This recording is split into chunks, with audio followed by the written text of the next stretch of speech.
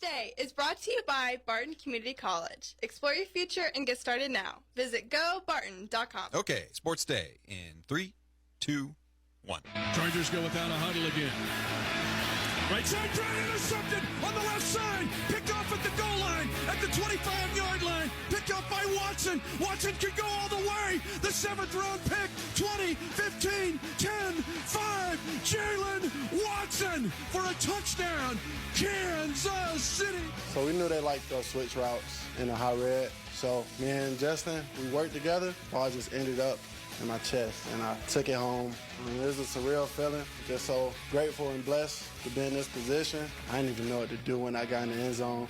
That's why everyone seen me just standing there. But it's a moment I'll never forget. Yeah, I mean, we just hung around. I think that's the biggest thing. The defense kept us in the game. Our offense, we didn't play our best football. We've seen Patrick Mahomes do it so many different times that it just becomes white noise now. We're so used to him doing that. When you're that spectacular and that great all the time, it just gets lost. I don't know that Tyreek Hill would be the player he is today without Pat Mahomes. Yeah. I believe that Pat Mahomes would be every bit of the quarterback that he is today without Tyreek Hill. Yeah, and that's what I'm thinking. Because Andy Reid, all he does is develop quarterback. Offensively, it's got to be to not have some of those zero plays, those negative plays that really put you off schedule. That's something that we've struggled with. A great quarterback, a really good tailback, and one of their offensive linemen, I believe, his name's Caden Armstead, is possibly the best offensive lineman in our league. First pitch. He rips one to right. Way back toward the Coca-Cola corner. It's gone. Home run. Francisco Lindor. And there's a line drive out into the left, and it is gone. They've gone back to back. 3-0. How about an 0-2 home run for Andrew Vaughn, his team leading 16. And welcome to Sports Day on 1590 KVGB 95.5 FM. The talk of the town coming to you from the Mayo Money Management Studios today at beautiful 12th and Baker. I'm Steve Webster. Welcome to the Friday show. I know it is Friday. It is Friday. Just don't get confused. Thank you for joining us on Friday, Webby. This could be an interesting show. That's all I got to say. Well, if the pre-production meeting is anything like like the pre-production meeting was, it's going to be really, really good. Hey, on the show today, it's Friday, but it's really Mike Corson Day. You know, he's slowly taking over. I mean, he's going to be the big piece of this program. Now, you're talking to the Crumpler today, Chet Kuplan. Yes. Oh, yes. Yeah, sportsinkansas.com, the football freak, man. He knows he's on high school sports. That's amazing. I even mentioned when I talk to him, I don't ask him, I don't lead in him to anything. I don't email him information on what we're going to talk about. I just ask him about Pratt, and he just rattles it off. It's amazing. You say football. Yeah. Wait a second. Okay, yeah, there you go. I'm confused again. That mic's around. Okay, that's down. Okay, go ahead. Say it again, Mike. All you got to do is say football. No, okay, I didn't have the mic on that time. Okay. I'm just tired, but I think all you have to do is say football. And he would go. He'll go. No question. That's what we like. Well, we've got all these celebrities around here. I mean, we have the Crumpler on each week. John Betts, Kansas Pregame Magazine, is a regular on the show. We've got Mike Corson, a contributor to Catch It Kansas. Gerard Relbach is pretty much the same way. You ask him a question, and he can go for Fort Hays State for 3 or 4 minutes. Okay, never mind. I'll just be quiet. Look, I'm getting this dirty look. And we have Cole Reif, who is a voter in the K-Preps poll. All you celebrities. And we're all downstairs. Yes, indeed. Well, I'm not. I'm downstairs, but I'm not the celebrity. Oh, you are. We've got a lot of things to talk about you today. Okay, let's get to our sounds the past 24 hours or so. The number one finger right there. You can see it on the screen right now. Yeah, Chiefs number one, well, at least for the week anyway. All right. The call on B1043 last night. Jalen Watson returns an interception, 99 yards in the fourth quarter, puts the Chiefs at 24-17. Defense got a couple holds, and then the Chiefs got a field goal late. Big run by Clyde Edwards-Helaire, 52-yard run. Got another field goal, got up, and then went on to win the game. It's 27-17, 27-24. Chiefs win it last night. Patrick Mahomes, 235 yards, 2 TD passes. He says it was the defense that picked up the win last night. And then, of course, you've got to get around to the debate on who made who. I wish I had that AC/DC song, Who Made Who? Who Made Who? You know, did you got to do it with the voice, though. Well, who made?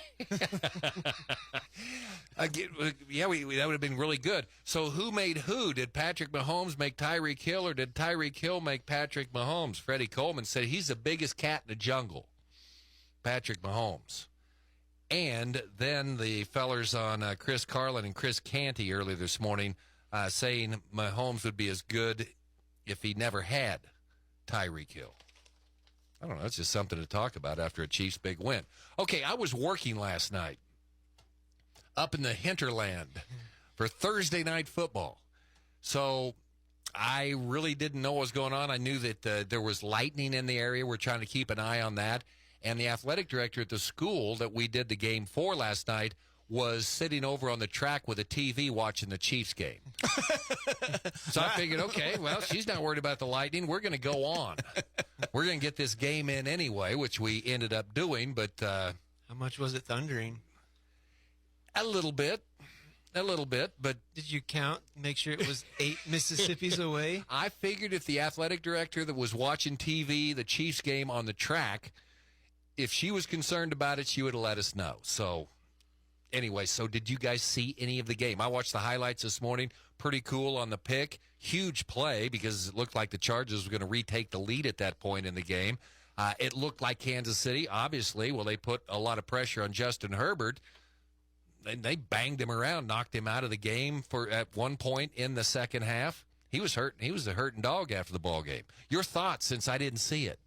Who's out of win more on that 99-yard interception, Mitch Holtis or the defensive back? That's a long call. Well, it is when you try to enter everything that he's done. I mean, he said he was a seventh-round pick. Let's see. He was making hamburgers at a place. He's at the 20, and then he did something else, and then, he finally got in. That was a condensed version right there. But for real, watching it live, the Chiefs are down 10-0. You kind of get the sense the Chargers are going to bring it, but that one play, that's a 14-point swing probably, at least 10 points. So I think I said at the time, ball game. Just because you can't fire up the Chiefs crowd like that. The kingdom. Where were you? Again, the magical Chiefs kingdom. Did they call it the Kiowa Kingdom or the Pawnee Kingdom back in the Western? Anyway, okay. I'm sleep deprived today, boys, and you drugged me in here anyway. So you got to see it? You're just the highlight guy, too? No, I'm a prime guy. Are you? All look season at you. long. Did the dad come over? Sure. Oh, okay. We even went through some discs at halftime. Oh, did you? Right under the streetlight. Okay.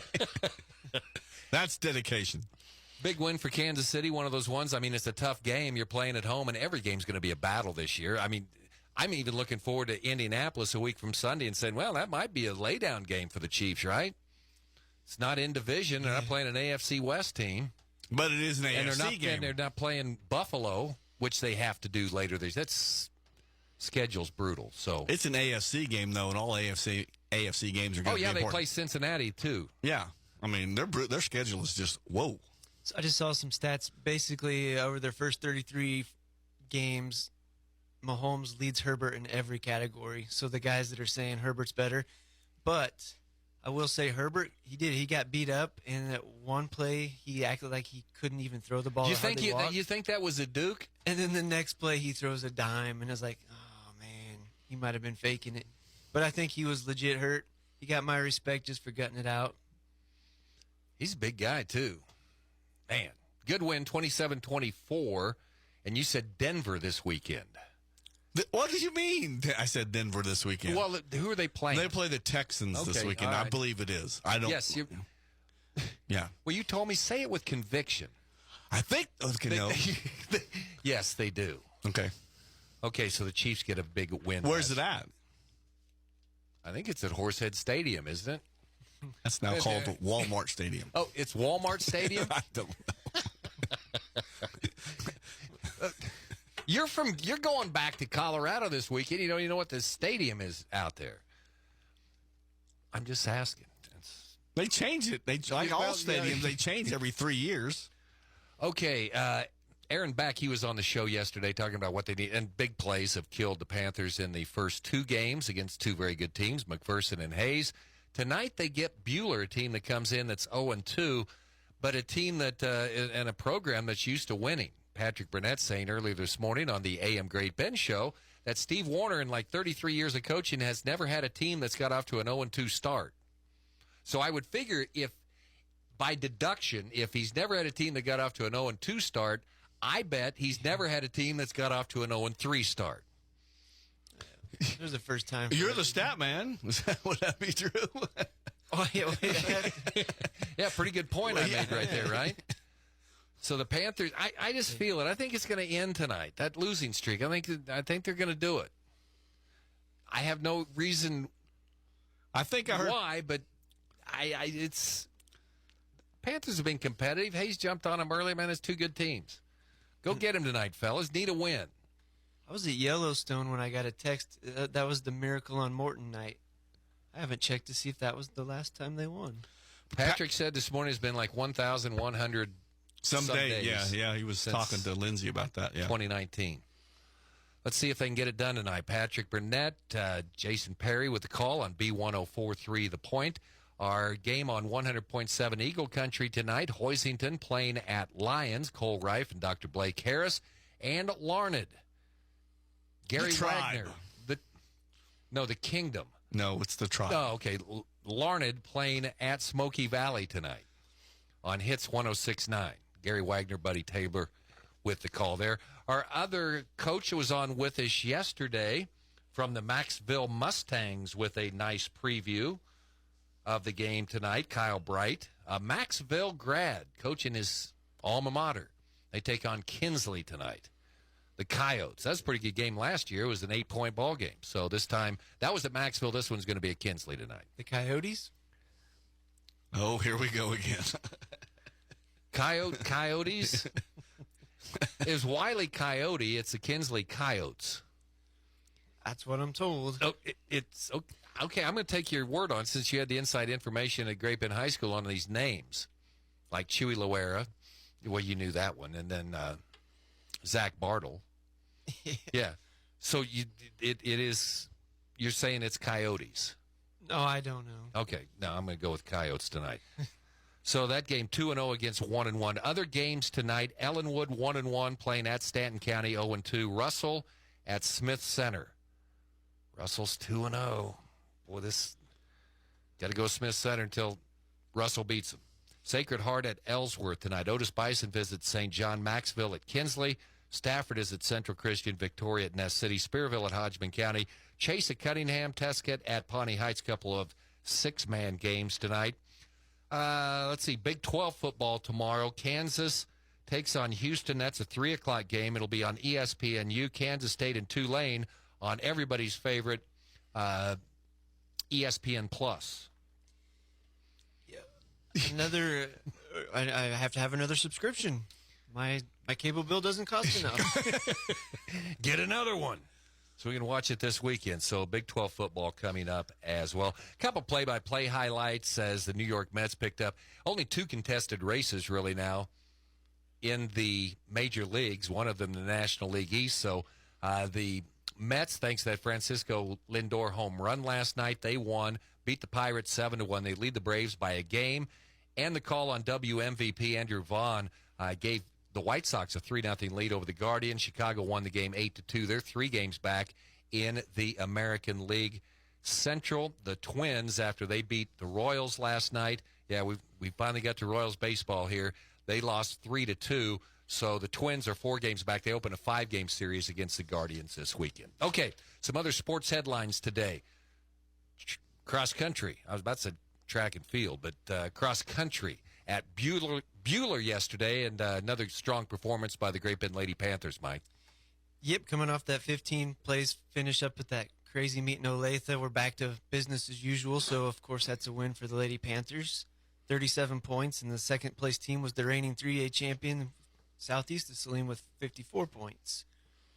So good competition, still beat him. Addie Nicholson gets second place to a reigning 3A state placer.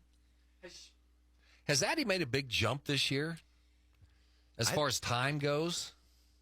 The fact that she was second to a 5A runner and she was only a second off, I haven't compared the times, but she's got to be running way better. Yeah, Marissa Boone, boy, get me to the end here, folks. Marissa Boone was 4th.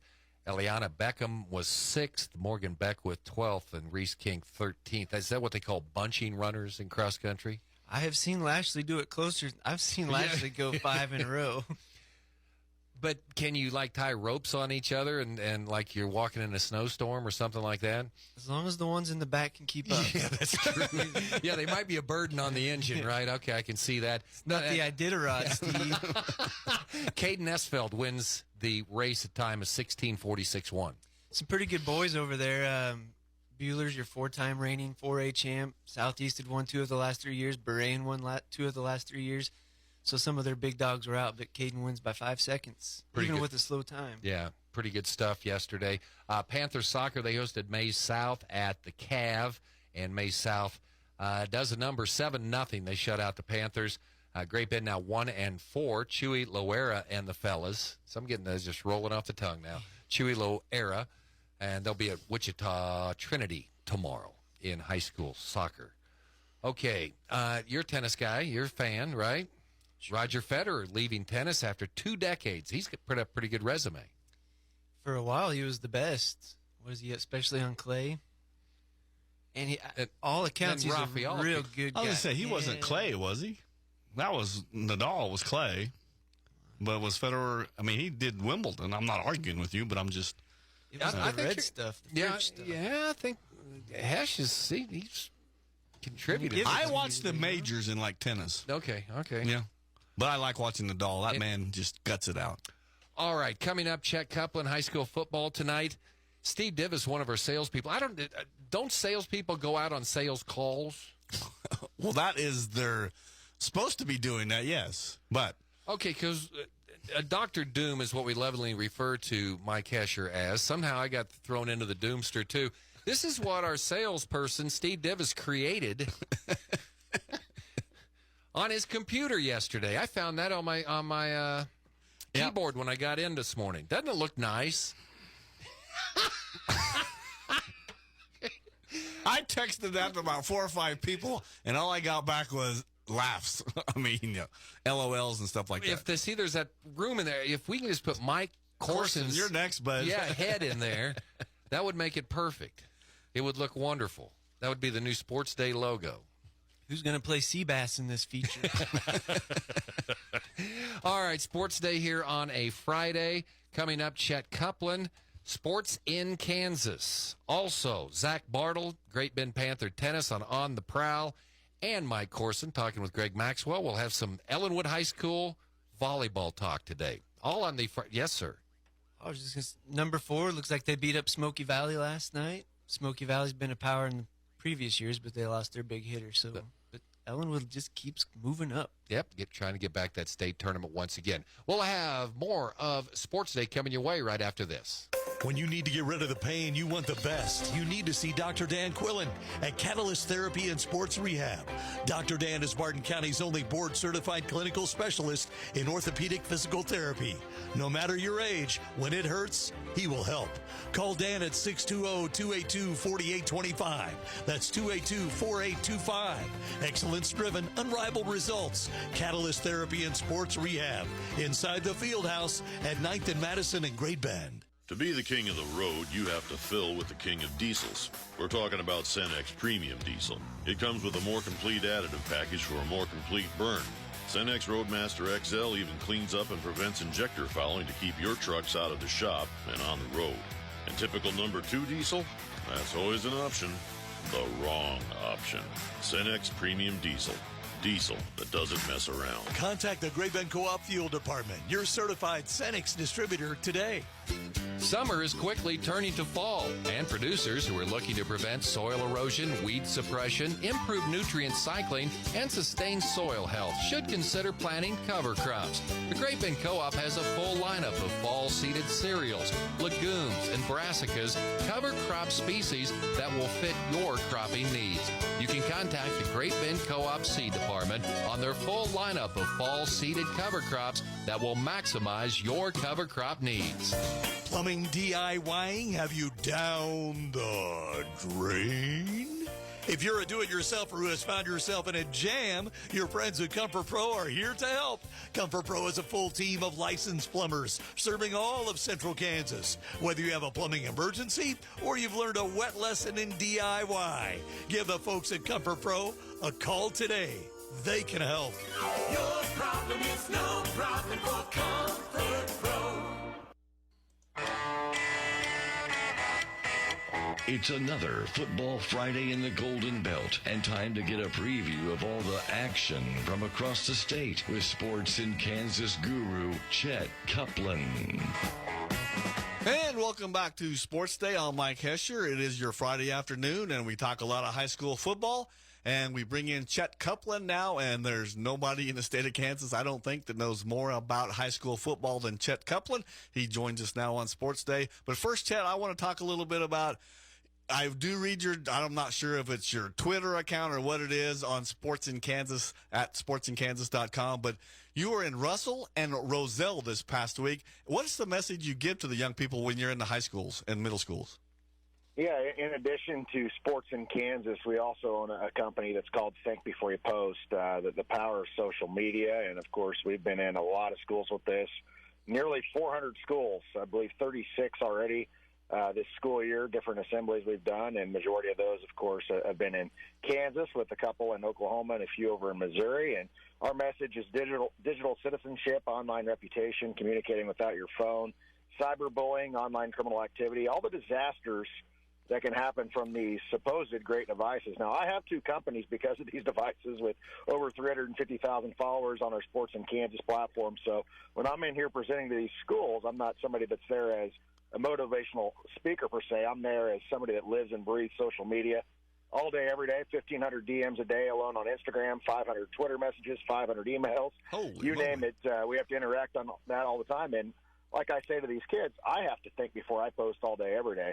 No matter if I'm on radio, where I'm doing about 20 hours of radio a week, or I'm talking to a school, or we have the rights to the Acacia State Track and Field Meet, where I'm talking on a broadcast for 26 hours, as are you. We're recorded, and anything we do for the rest of our life, it follows us. So it's a great message for high schools, events, conferences, workplaces, all across the United States. It started right here in Kansas.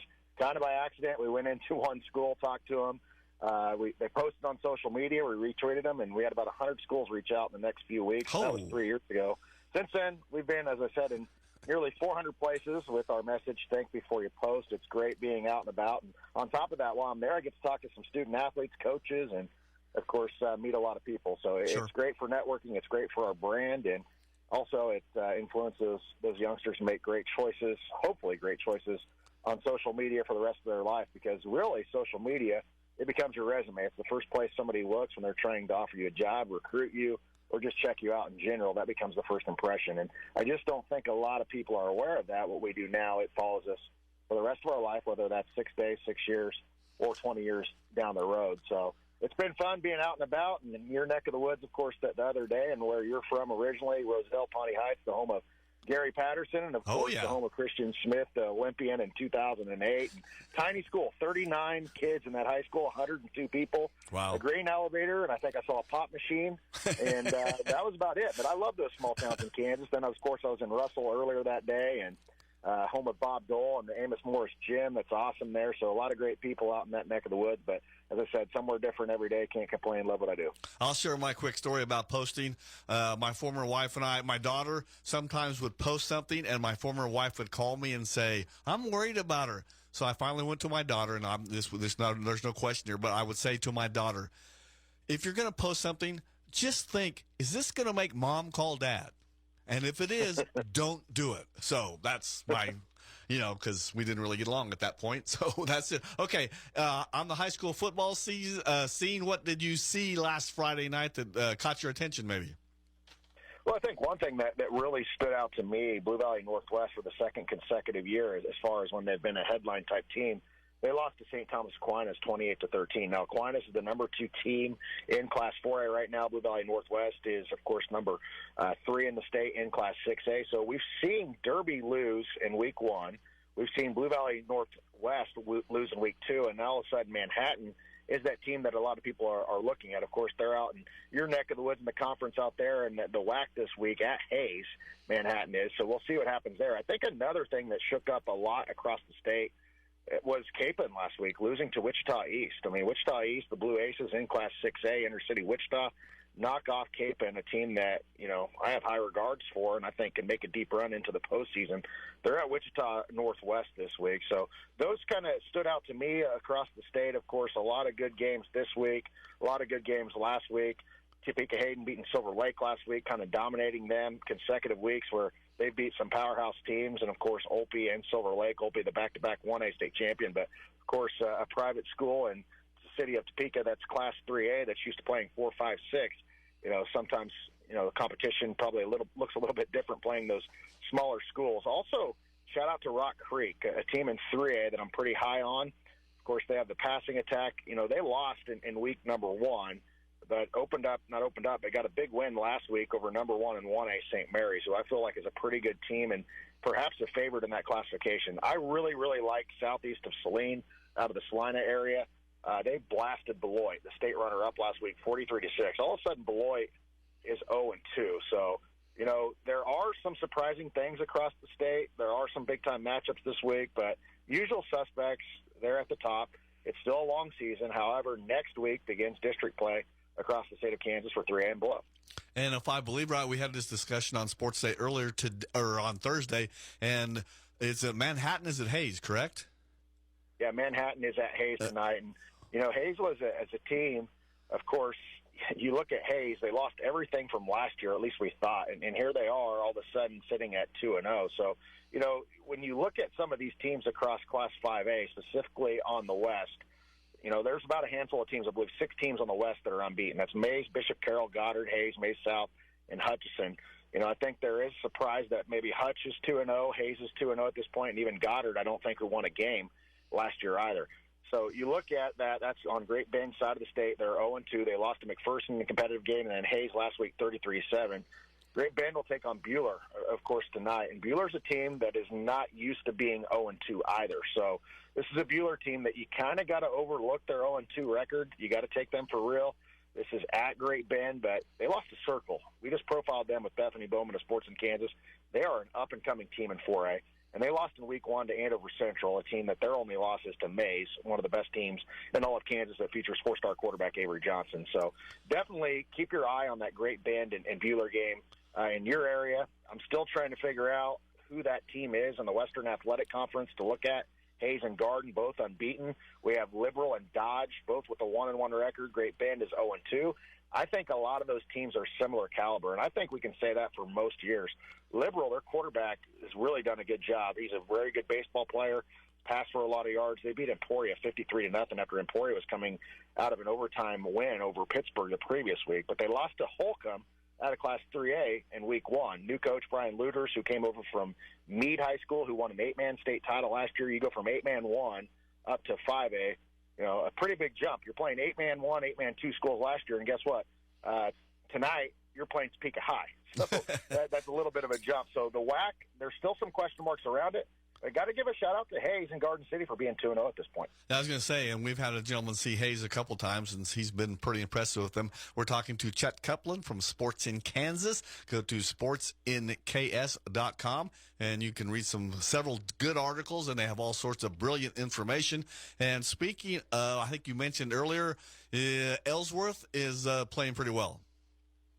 Yeah, Ellsworth is one of the surprise teams in the state. And I'm shocked by the 2-0 record at this point. Not only that, I mean, I know Republic County is a little bit down, dominated them. Ellsworth has allowed 6 points all season so far. They're against Salina Sacred Heart tonight, and, of course, they come out of the NCAA in that conference right now, if you would have told me that Minneapolis and Ellsworth were at the top with Southeast Saline, I would say no way. I would have been Beloit all the way. They're a team that would have been at least 1-1, if not 2-0. But Beloit's done that before. They've started out slow. They lost 14-6 to Ellsworth, but they were blasted 43-6 last week against Southeast Saline. Of course, Southeast Saline moves down from 3A to 2A. They are my favorite. But NCAA all of a sudden is looking pretty good. I think Ellsworth, we're going to figure out a little bit more about them, but all of a sudden there becomes a lot of teams in the conversation in that league. I mean, you look at Minneapolis, as I mentioned, they're in, of course, a district that features Nemaha Central on the east, but they're in a league that has all the teams on the west. So that's what's kind of confusing about some of this. Ellsworth, and of course, a district that will start here pretty soon with Halstead, Hillsboro, Lyons, and Southeast of Saline. Right now, if you're picking, the two best teams are in that are Southeast of Saline, and Ellsworth would be number 2, in my opinion, and then kind of coin flip between Hillsboro, Halstead, and Lyons would probably be your 5th-ranked team in that so far. But you look at the western part of Class 2A, who are those contenders out there? Well, Hoisington, I still feel like, is always a contender. They are 1-1, very well coached under Zach Baird. They won 28-0 over Halstead. They're at Lyons this week. They're in the same district with Lakin, who is a surprise team at 2-0. Larned, who is 1-1. Cimarron, who's 0-2, that may be a little bit better than the record shows, in Southwestern Heights, that's 1-1. I have Hoisington being the favorite in that district. You also look at District 8. You got 3 teams that are unbeaten in that. Russell, who I was at earlier this week, as you mentioned, I talked to their coach, and, of course, they have Smith Center tonight, and that is a huge matchup. Is Russell the real deal? We shall see. Norton beat Smith Center last week. They are in that district. Thomas More Prep out of the Hayes area, I think, is very underrated. And guess what? Beloit is 0-2 and Phillipsburg are 0-2, and those are usual suspects that are a team that right outside the rankings, if not in their rankings. I know Phillipsburg is a bit down, but, man, you start to look across the district play in Kansas. Some of these districts, very, very tough. And we're talking to Chet Kuplan from Sports in Kansas. This is Sports Day on a Friday afternoon. The Pratt Greenbacks, they defeated Heston. How good are the Greenbacks? Well, I was talking to Coach Holting. I was there for the Thank Before You Post tour a few weeks back, and, you know, had some star players coming back from last year, met a few of their linemen, seemed like they had some good size. Beating Heston, a passing attack team, 28-14. It's no secret that Pratt will like to run the football. Also a very good return guy on the team as well. They're at Halstead this week. They'll be favored in that. I really look forward to their matchup at Cheney. Cheney is kind of a wild card type team. They lost to Kingman, then beat Garden Plain this past week. And then after that, they'll play Hoisington. So I think we're going to figure out a little bit more about Pratt over the next 3 weeks. The Greenbacks, which is voted by USA Today a few years back the best mascot in Kansas. I don't know if I agree with that or not, because I was just at Palco last week. The Roosters? Palco, Logan Palco. They're the Logan Palco is the Trojans, but Palco, as you said, is the Roosters. The Roosters. And then Hill City is the Ringnecks. So I don't know how you compete. Or the Buckland Red Aces. There's so many good ones. But they have 3 road games in a row, Coach Holting and Pratt. So we're going to see what they're made of. Very tough district. And regardless of what happens, guess who they meet up with in the last week of the season? That's Andell. And, of course, they're just doing whatever they want to anybody, in my opinion. It doesn't matter. Team in any classes of Kansas. They are so good. Speaking of nicknames, I had a friend who was from Timpkin, and she always told me, and I don't know if I believe her, she told me it was the Timpkin Termites. Do you have any idea if that's true or not?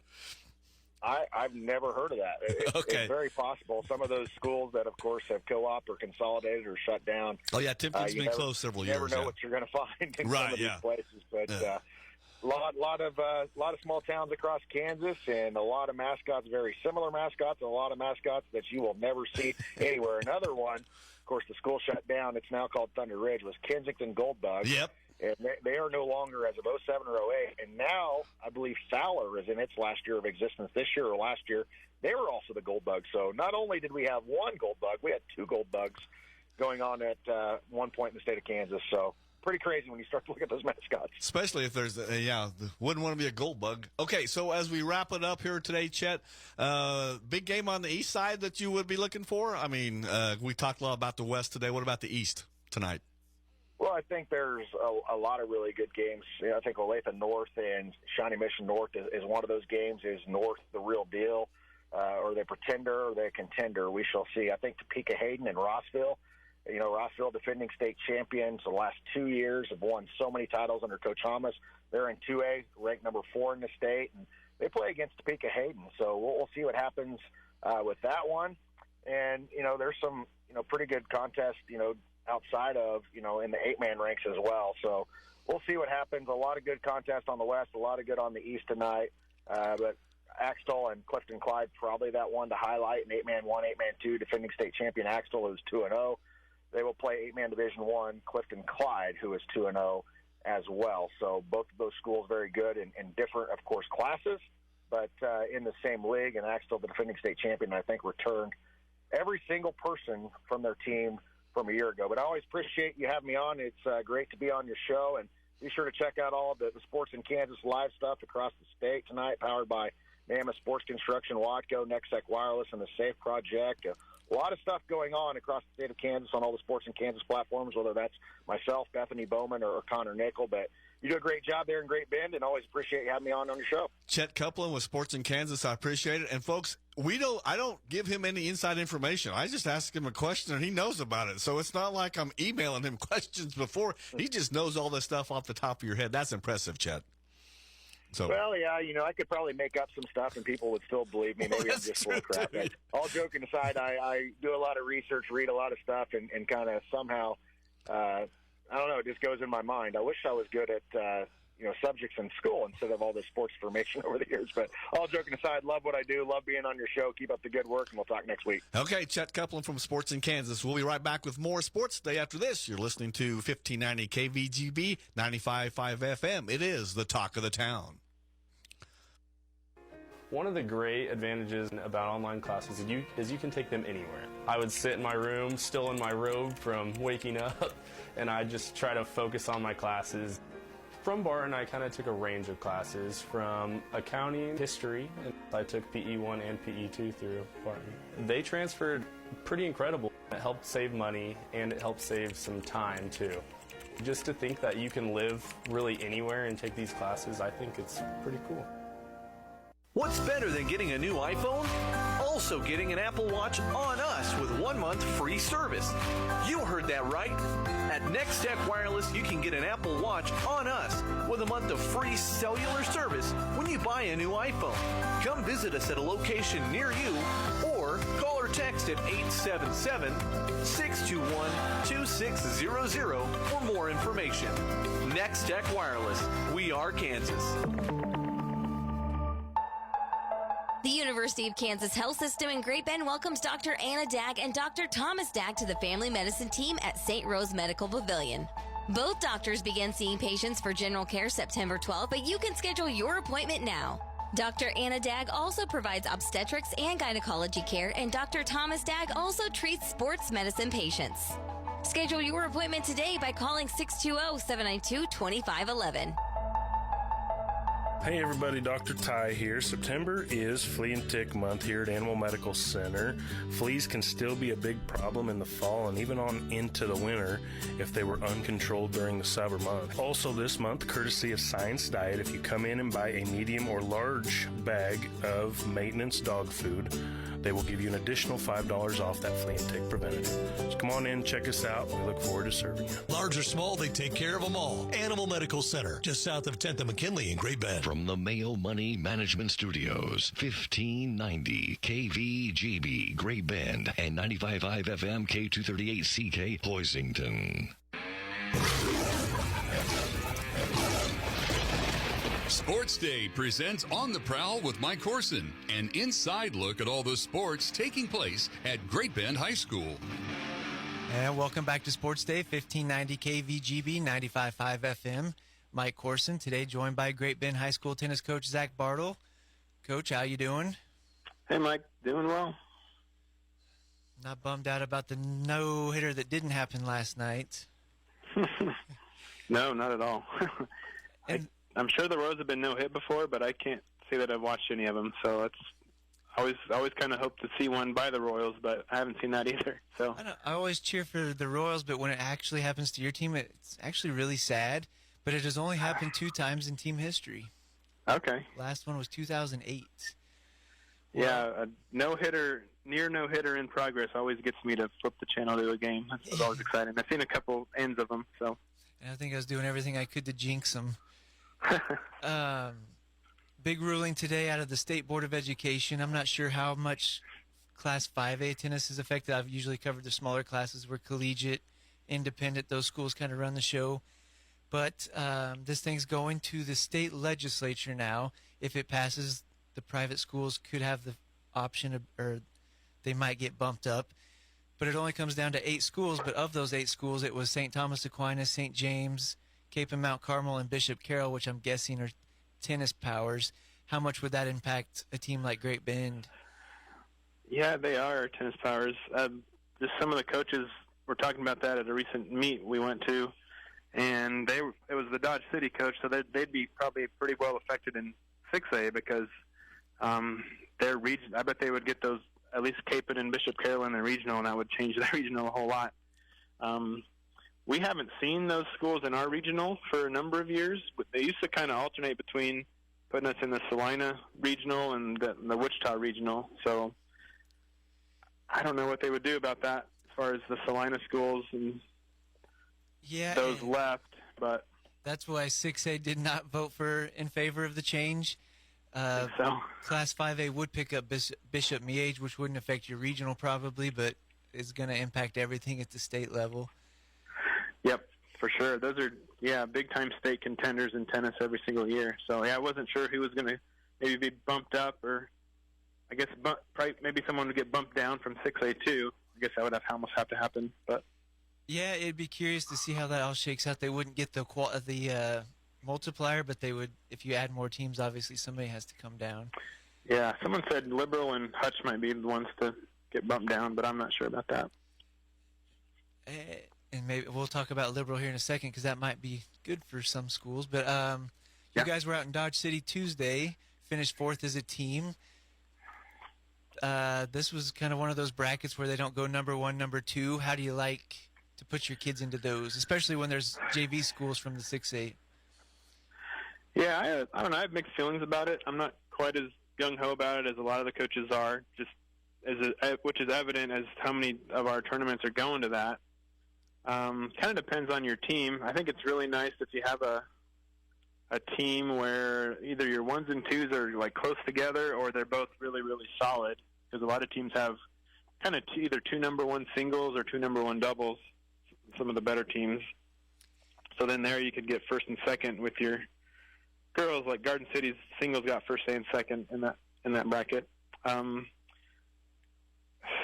Later in the tournament, like you're always going to face a team that isn't as good. Like if you're not having a great day, you'll be kind of matched up with teams in the same situation, and that can be a positive thing.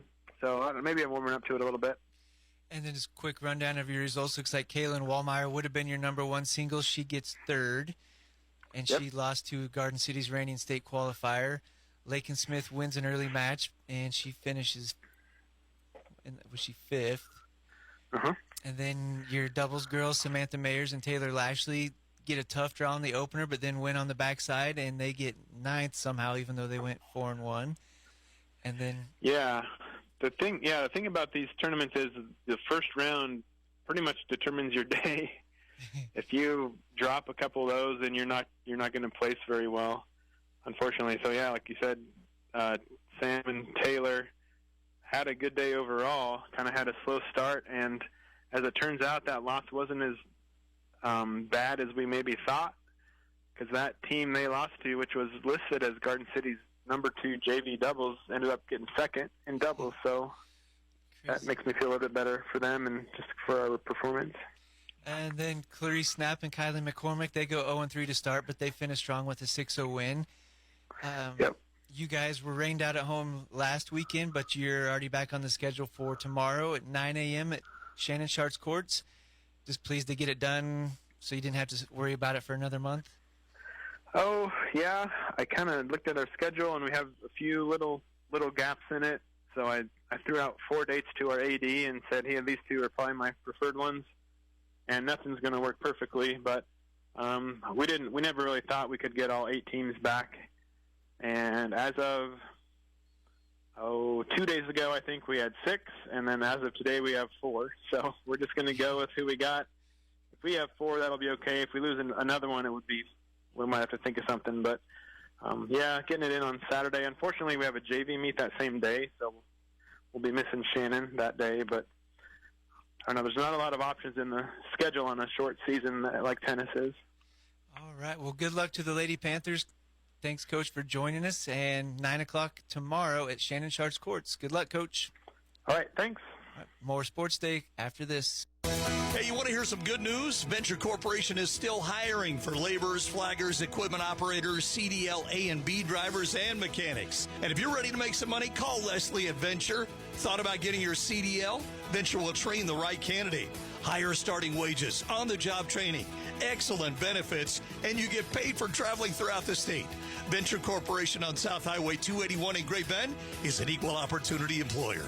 Venture Corporation, homegrown, family-owned. If you need physical therapy, consider Advanced Therapy in Great Bend and Progressive Therapy in Larned and Hayes. We had a lady that was having some severe back and hip pain, and we worked with her for about 6 to 7 weeks, and we were able to actually restore greater than 80% of her mobility, and we were able to keep her from actually needing that surgery for about 4 years. You don't need to hurt. Physical therapy can help. Call Advanced or Progressive Therapy and Sports Medicine to explore your treatment options and get your life back. Finding great candidates to hire can be like, well, trying to find a needle in a haystack, but not with ZipRecruiter. Its powerful technology actively finds and invites qualified candidates to apply to your job. So while other companies might deliver a lot of hay, ZipRecruiter finds you the needle in the haystack. See why 4 out of 5 employers who post a job on ZipRecruiter get a quality candidate within the first day. Try ZipRecruiter for free at ZipRecruiter.com/free. That's ZipRecruiter.com/free. And welcome back to Sports Day, 1590 KVGB 95.5 FM.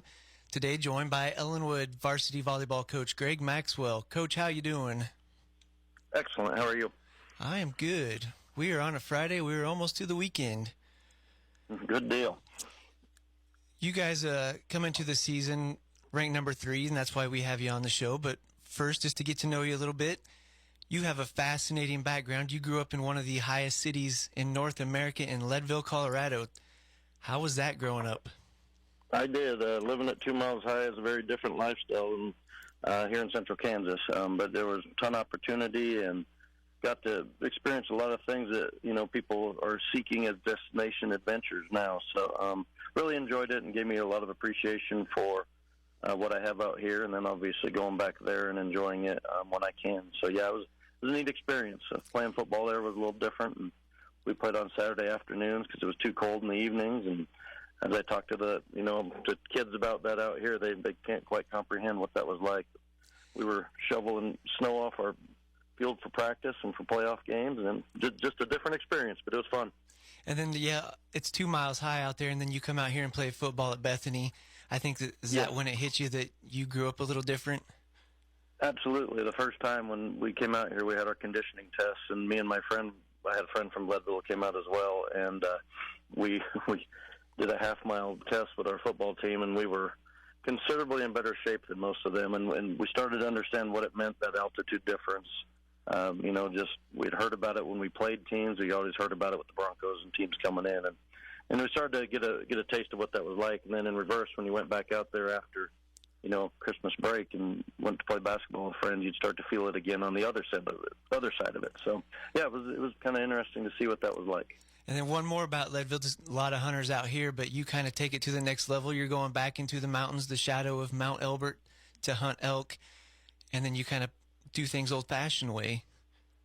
Yep, grew up doing that, and that's something I do yearly now. It's a great motivation to just keep your mind and your body sharp, and, it's something that's a huge connection to what I grew up with, so it's a lot of fun, and I look forward to that every year. It's a great opportunity after volleyball season, and just enjoy that opportunity to get out there. All right, so I watched you guys play at state last year, and you entered the season ranked number 3. You take a loss to a ranked Beloit team in 3A, so you're 10-1. We had talked before about the culture you were creating over there. How has that continued, or how have you created that? A lot of it just obviously starts with the mindset. And, if you have kids that are willing to commit the time and then put their vision on a goal to truly work for it. It just makes a difference when they start to taste some of that. You know, as a coach, you have to have credibility with them in order for them to want to buy into it. And you know, you hear a lot of coaches talk about buy-in, but you have to give them reason to. And a lot of it is, I think we've had those stepping stones along the way, those achievements that have given them that belief that what they're doing and that time they're putting in is paying off. And obviously last year, you know, we almost surpassed even maybe what our expectations were for that year after losing that senior class year before. We didn't quite know what we had, and so we were able to play almost a season with a little bit of freedom, almost to relax that whatever we do is going to be, you know, an accomplishment this year. And once they got a taste of how good they could be, they started shooting for the stars and really had almost a stronger mindset in terms of what they want to accomplish, and even the teams in the past. So that's carried over into this year, and you know, we saw it through the summer and a lot of the things that we did. You know, and as we've started to get into the season, you're starting to see our seniors, you know, they're still learning as they go, though. You know, just because they're seniors doesn't mean they've really necessarily been in this position before. You know, we haven't come into a season talking with this type of expectation before, and then they're finding their way through that and how to lead and how to get those underclassmen to understand that, you know, this opportunity is short-lived every year. You can't view it as it'll be there next year. You have to view it as this year. And you know, and part of that COVID year really taught them that as well. They understand that you can't take anything for granted. So yeah, it's mindset, and it's giving them the rewards when you can, and obviously they go out and earn the big ones. And then you talk about expectation, and I know last year kind of newcomers to state, maybe especially with that group, they get a win, they place fourth. How big was that in establishing further expectation? Yeah, it was huge. You know, because the hard thing when we lost the year for COVID, you know, we had expectations that that senior class's, you know, big year that we thought we'd maybe be back at the state tournament, which would have only been 2 years removed from, you know, when we went in 18, and so we would have had the taste of it, we would have understood it. And by losing that year, it basically put a gap or a space between the current girls on our team. So we kind of had to go through the learning experience again, which is tough. When you walk into that tournament, if you haven't been there, you know, in years, there's just a lot to learn, and things that can't be taught until you truly experience it. And I think the lessons we took from that were huge last year. You know, one of the biggest things I've said before about this group is I think they were more disappointed than I ever dreamed they would be walking out of there. And we had 4 losses there, you know, and that was the thing that just hurt them. I was thrilled with the fact we were able to win on Friday in advance to Saturday, but they didn't like the fact that we had that many losses. They didn't like that we didn't win on Saturday, and ultimately our goal was to, you know, finish a little bit higher than we did. But I just loved the drive they had, the hunger, and there was some hurt, and you know, that was kind of my key thing to them, was that has to be the motivation in the off season, is you do what it takes so that you're not experiencing that same pain next year, because it's self-inflicted now, because now you know. So. And you guys come in number 3 behind Hillsborough and Smith Center, who have traditionally been powers. I thought Smith Center maybe would fall with some graduation, but now Sedgwick's above you guys. Feel those teams are still well within your reach? I do. I mean, we saw Smith Center this summer, and I'll tell you what, they never fall very far. If they fall, they were just as tough as they always are. They're extremely athletic and obviously extremely well coached.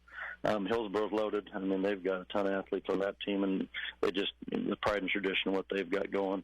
And Sedgwick as a team last year, they were ranked higher than us going into sub-state, and we knew going into sub-state if we won ours that we would bump up in the state seeding, because Sedgwick was ranked higher than us, but we knew they had Hillsborough in their sub-state. So they were a threat last year, no doubt. Probably one of the better teams in the state that didn't have an opportunity to play. So, yeah, I think all of them are very legitimate.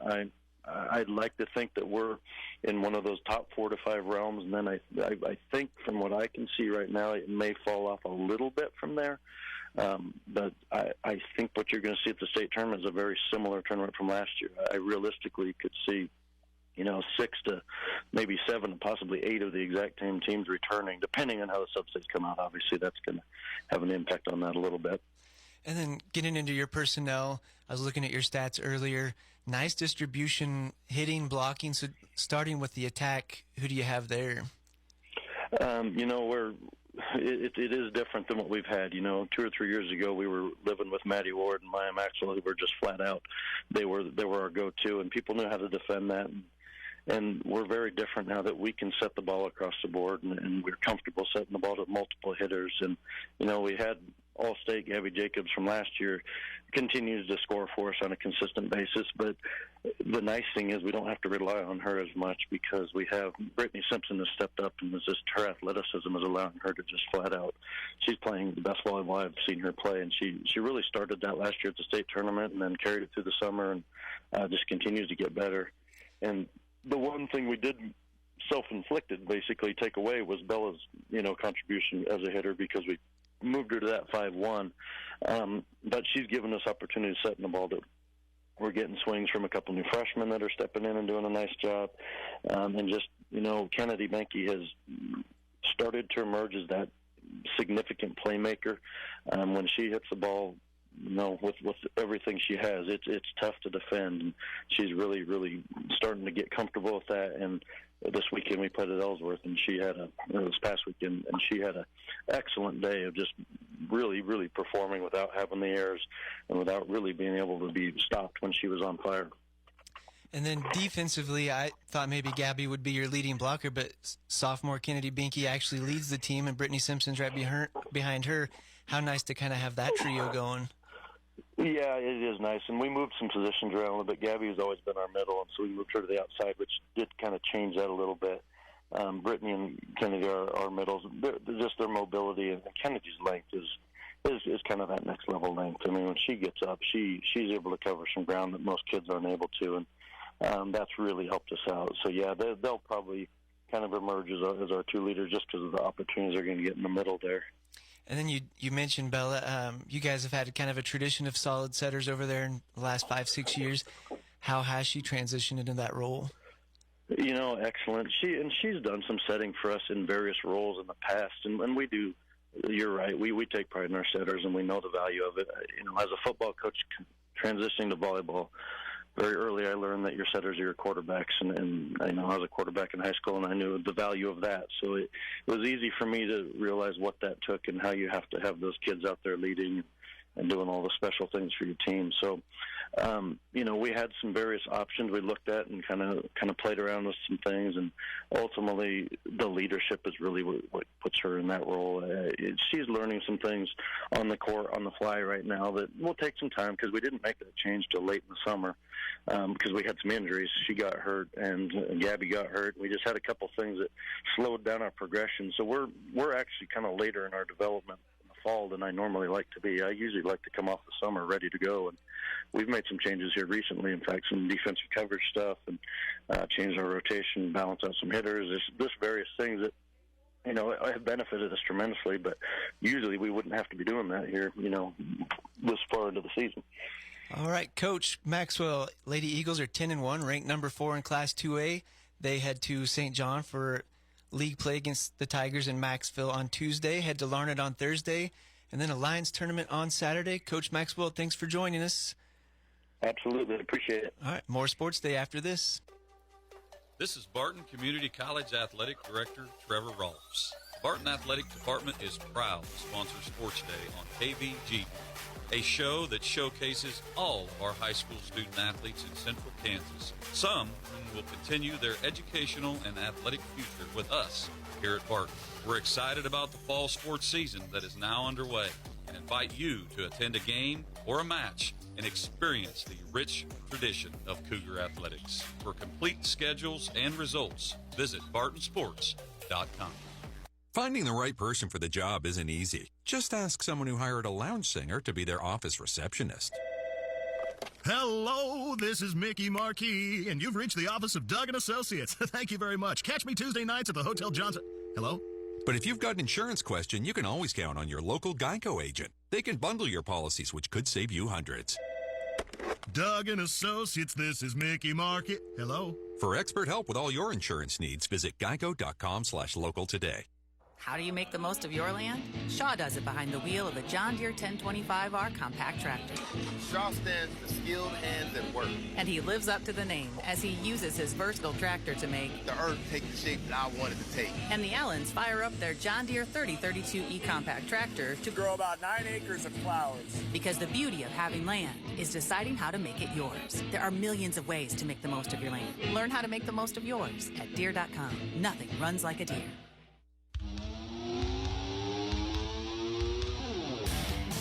It's going to do it. Great week of shows here on KVGB. Boy, Mike Corson, Hesh, he delivered today, man. He delivered this week. So a lot of great things. The Jeremy Rusko interview earlier this week. Outstanding. Would be lost without it. I mean, he does. I mean, he is Mr. Great Ben. Yeah, he got it done. So also a lot of great guests on this week. I got to talk to some other coaches around the area this week. So that was really, really good. High school football tonight, Great Bend Panthers. See if they can get that win over Bueller. Dr. Doom predicted the Chiefs would go down last night. I'm glad I was wrong, but, you know. Chiefs 2-0. They don't play Sunday, so I guess get stuff done around the house on Sunday afternoon that you've been meaning to do, but the NFL season was underway. We'll talk to you on Monday right here on Sports Day on KVGB.